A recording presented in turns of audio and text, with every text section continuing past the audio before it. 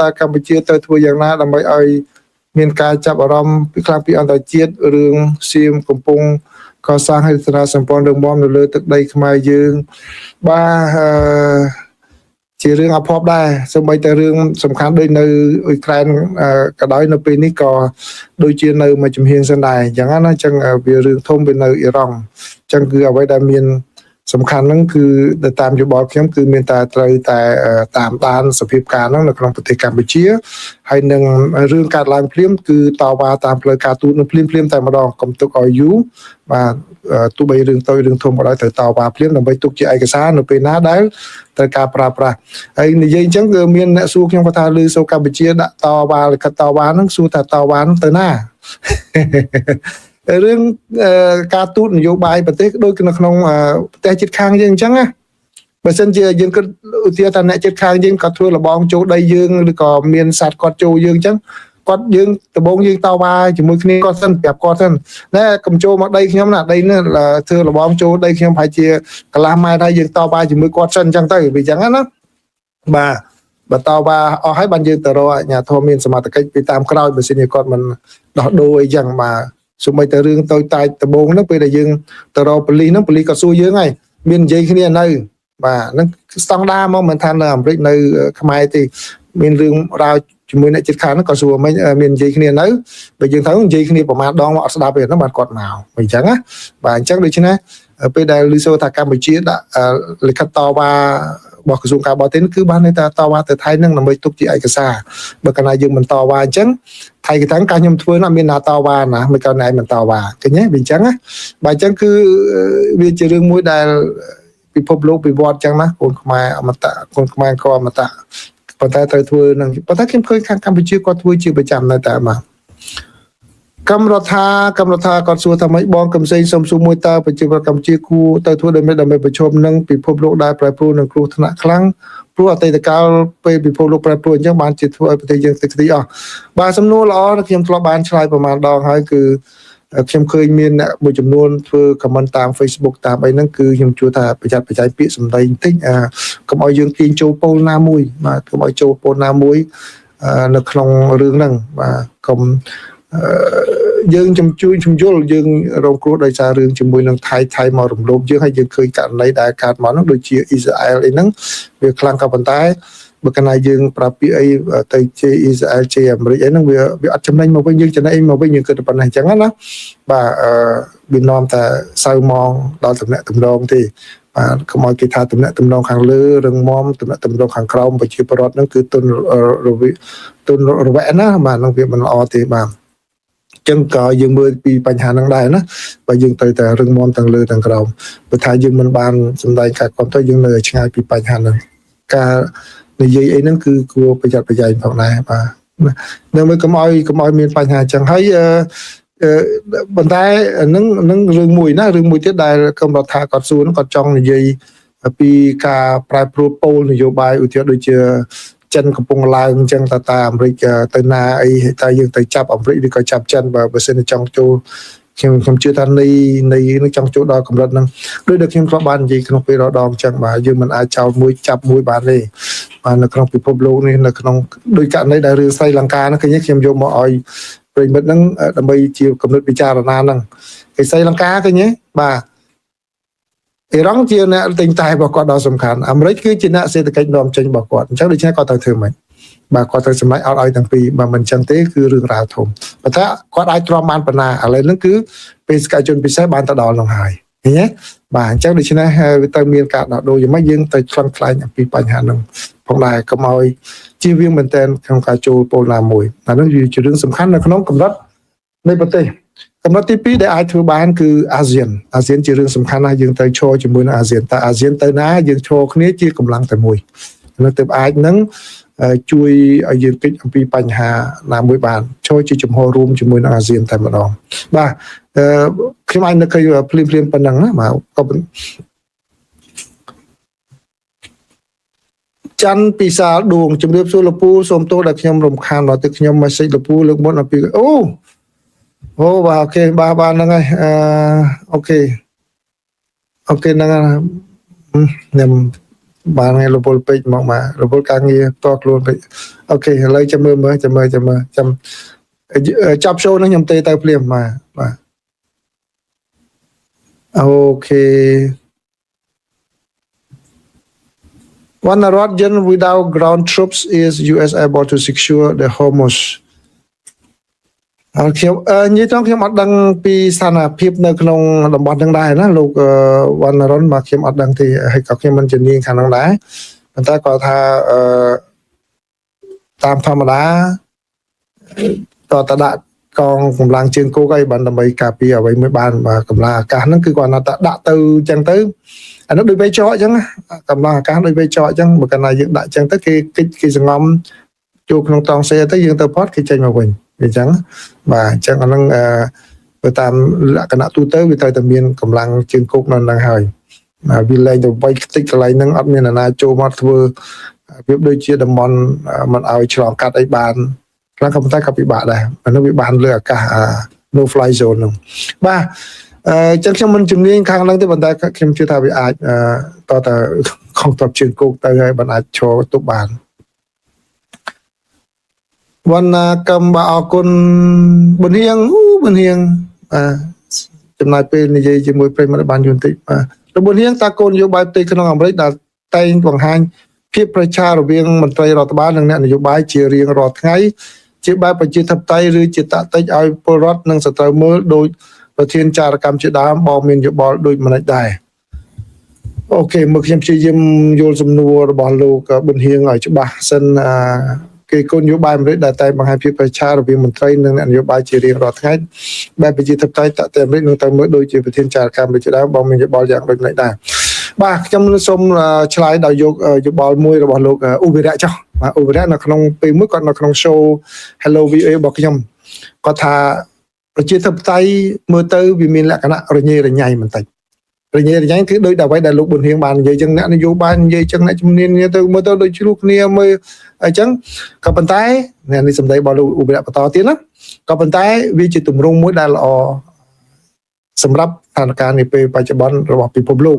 ពីព្រោះឯមុននឹងមកដល់ការអនុវត្តលទ្ធិប្រជាធិបតេយ្យនេះបើតាមលោកអ៊ូវីរៈគាត់ថាគឺពិភពលោកបានសាកល្បងឲ្យនៅរបបនយោបាយផ្សេងតាំងពីរបបនយោបាយផ្ដាច់ការរបបនយោបាយរាជានិយមរបបនយោបាយកុម្មុយនីសនិយមបាទសពបែបយ៉ាងទាំងអស់បាទក៏ប៉ុន្តែចុងក្រោយគឺ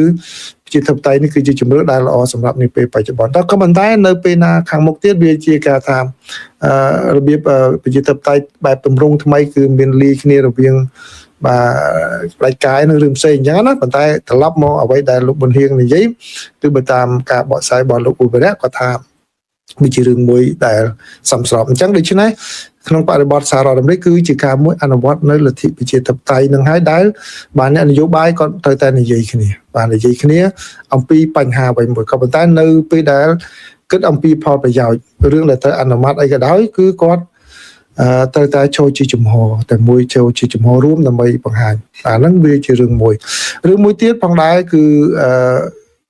សមាជិកសភានីមួយៗគាត់តំណាងឲ្យមណ្ឌលរបស់គាត់ហ្នឹង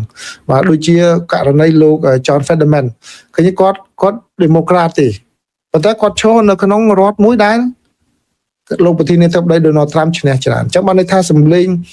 Pennsylvania ហ្នឹងឥឡូវស្ទើរទៅជា swing state ហើយជារដ្ឋដែលងាកចុះងាកឡើងទៅតាមបកនេះហើយអញ្ចឹងដូច្នេះគាត់ត្រូវតែតំណាងផលប្រយោជន៍មួយចំនួនរបស់អ្នកបោះឆ្នោតរបស់គាត់ដែរអញ្ចឹងដូច្នេះរឿងអ្នកនយោបាយគាត់បញ្ចេញហ្នឹងក៏តាមផលប្រយោជន៍របស់បកផងផលប្រយោជន៍របស់អ្នកបោះឆ្នោតឲ្យគាត់ផងពីព្រោះអីបើលោកប៊ុនហៀងនិយាយពីនយោបាយនៅសហរដ្ឋអាមេរិកនេះដឹងហើយគឺ donor ជារឿងសំខាន់បន្ទាប់ពី donor នៅក្នុងបកហ្នឹងក៏បន្ទាប់មួយទៀតដែរបើកាលណាដូចជាលោកស្រី AOC ស្គាល់ណា AOC លោកស្រីឈ្មោះគាត់ពេញហ្នឹងCortez បាទនៅខាង New York ហ្នឹងគឺគាត់ដើរពីបើចេញពីបន្ទាត់បកគាត់ជាមនុស្សដែលឆាំងបករហូតប៉ុន្តែគាត់មាន donor របស់គាត់ប៉ុន្តែបកគាត់អនុញ្ញាតឲ្យគាត់ធ្វើអញ្ចឹងបានដោយសារគេយោគយល់គាត់ដែរបាទអញ្ចឹងខ្ញុំថានេះជាទម្រង់មួយនៃលទ្ធិប្រជាធិបតេយ្យរបស់សហរដ្ឋអាមេរិកក៏ប៉ុន្តែរវាងអ្នកបច្ចេកទេសបាទអ្នកបច្ចេកទេសរបស់សហរដ្ឋអាមេរិកដូចជាលោកស្រីប្រធាន ចារកម្មលោកប្រធានប្រឆាំងភេរវកម្មគាត់និយាយហ្នឹងបាទនេះជាទម្លាប់មួយរបស់សហរដ្ឋអាមេរិកដែរមន្ត្រីពេលខ្លះបាទគាត់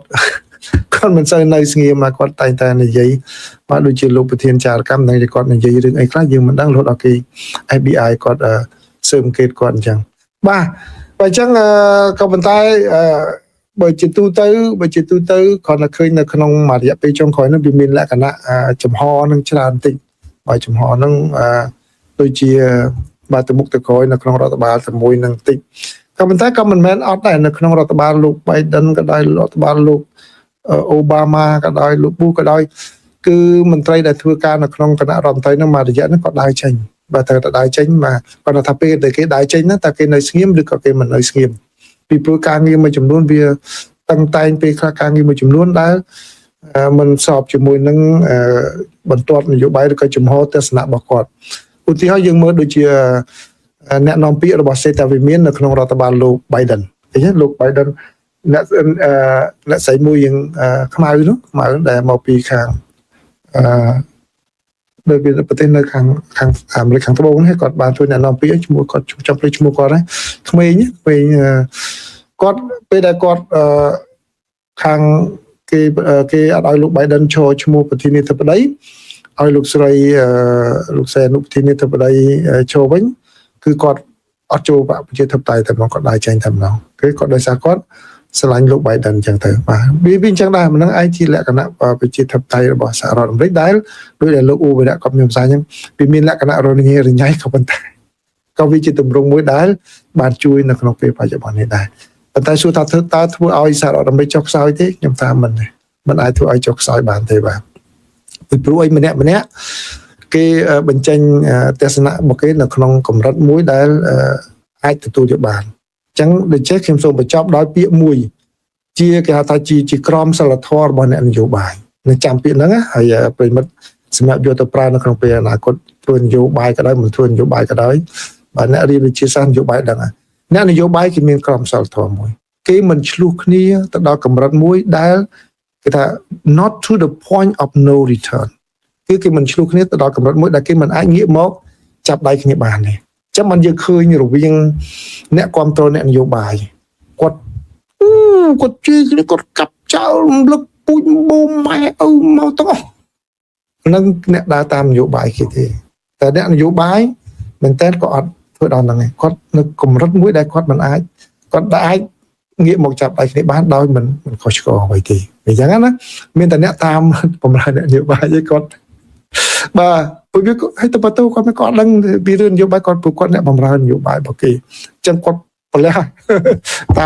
តាមចំណេះដឹងផ្ទាល់ខ្លួនតាមប្រវត្តិគ្រួសាររបស់គាត់កាចស្លូតដូចមិញទៅទាំងអស់តែអ្នកនយោបាយគេមានក្រមសីលធម៌មួយបាទ they don't fight to the point of no return តែមិនអាចងាកមកចាប់ដៃគ្នាបានអញ្ចឹងហើយបានគេនិយាយលេងសាមញ្ញថាយើងឆ្លោះគ្នាប៉ុន្តែអ្នកនយោបាយគេជួលសារសម្បាញ់បាទអូខេបាទឆ្លើយលោកប៊ុនហៀងវែងមែនតើណានៅព័ត៌មានទី2នេះគឺបាទបើតាមសេចក្តីរាយការណ៍មកគឺខាង NATO បាទឬក៏ហៅថាអូតង់តាមភាសាបារាំងថាឥឡូវនេះដកកងកម្លាំងចេញពីប្រទេសអ៊ីរ៉ាក់ដោយសារតែមានការវាយប្រហារពីខាងអ៊ីរ៉ង់ទៅទីនោះទៅលើមូលដ្ឋានយោធានៅទីនោះរបស់ខាង NATO ហើយនិងអង់គ្លេសនៅទីនោះបាទហើយដូច្នេះនៅក្នុងសេចក្តីរាយការណ៍ដែលខ្ញុំបានថតទុកមុនដែរនេះគឺបានមានសេចក្តីរាយការណ៍ច្រើនតាក់ទងជាមួយនឹងខាងអ៊ីរ៉ង់អីផងដែរបាទអញ្ចឹងសូមប្រិមិត្តស្ដាប់សេចក្តីរាយការណ៍នេះដូចតទៅមេបញ្ជាការកម្ពុជារបស់សម្ព័ន្ធមិត្ត NATO គឺលោកនាយឧត្តមសេនីយ៍ Alexis Grinskevich បានបញ្ជាក់កាលពីថ្ងៃសុក្រថាសម្ព័ន្ធមិត្តបានដកបុគ្គលិកយោធារាប់រយនាក់ចេញពីអ៊ីរ៉ាក់ហើយបានផ្លាស់ប្ដូរទីតាំងរបស់ពួកគេទៅកាន់អឺរ៉ុបពួកគេគឺជាផ្នែកមួយនៃបេសកកម្មប្រឹក្សាសន្តិសុខរបស់ NATO ដែលបង្កើតឡើងក្នុងឆ្នាំ2018ដើម្បីផ្ដល់ប្រឹក្សាដល់មន្ត្រីការពារជាតិនិងសន្តិសុខអ៊ីរ៉ាក់ការចល័តទ័ពនេះបានកើតឡើងបន្ទាប់ពីការវាយប្រហារជាបន្តបន្ទាប់របស់អ៊ីរ៉ង់ទៅលើកងទ័ពផ្សេងទៀតនៅមូលដ្ឋានអង់គ្លេសបារាំងនិងអ៊ីតាលីនៅក្នុងប្រទេសអ៊ីរ៉ាក់អ៊ីរ៉ង់បានបង្កើនការវាយប្រហាររបស់ខ្លួនលើទីតាំងថាមពលក្នុងរដ្ឋអារ៉ាប់នៅតំបន់ឈូងសមុទ្រពេក បន្ទាប់ពីអ៊ីស្រាអែលបានទម្លាក់គ្រាប់បែកលើវាលឧស្ម័នធម្មជាតិដ៏ធំនៅឆ្នេរសមុទ្រ South Pass របស់អ៊ីរ៉ង់កាលពីដើមសប្តាហ៍នេះទន្ទឹមគ្នានេះដែរមេដឹកនាំកំពូលអ៊ីរ៉ង់លោកអាយ៉ាតូឡា Mojtaba Khamenei បានសរសើរភាពរឹងមាំរបស់ប្រជាជនអ៊ីរ៉ង់ក្នុងការប្រឈមមុខនឹងសង្គ្រាមនេះបើតាមសេចក្តីថ្លែងការណ៍ជាលិលាអក្សរដែលបានអាននៅលើកញ្ចក់ទូរទស្សន៍អ៊ីរ៉ង់ដើម្បីប្រារព្ធពិធី Nowruz លោកបាននិយាយថាការវាយប្រហាររបស់សហរដ្ឋអាមេរិកនិងអ៊ីស្រាអែលគឺផ្អែកលើការយល់ច្រឡំថាការសម្លាប់មេដឹកនាំកំពូលរបស់អ៊ីរ៉ង់អាចបណ្ដាលឲ្យមានការដួលរលំរដ្ឋាភិបាលលោកខាមេនីមិនត្រូវបានគេឃើញជាសាធារណៈទេចាប់តាំងពីលោកបានក្លាយជាមេដឹកនាំកំពូលបន្ទាប់ពីការធ្វើឃាតឪពុករបស់លោកគឺលោកអាយ៉ាតូឡាអាលីខាមេនីនៅក្នុងការវាយប្រហាររបស់អ៊ីស្រាអែលនៅដើមនៃសង្គ្រាមពេលចាប់ផ្ដើម